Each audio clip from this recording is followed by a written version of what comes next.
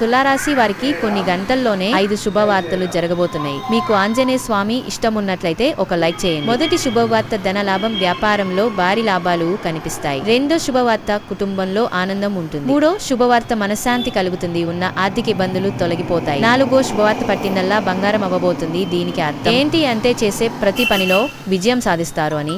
ఐదో శుభవార్త మీ పేరు ప్రతిష్ట పెరుగుతుంది. గౌరవం మరింత పెరుగుతుంది. వెంకటేశ్వర స్వామి జ్యోతిష్యాలయం, మరుగుమందు, నిధులు, వశీకరణం, సంతాన సమస్యలు పరిష్కారం చేయబడును.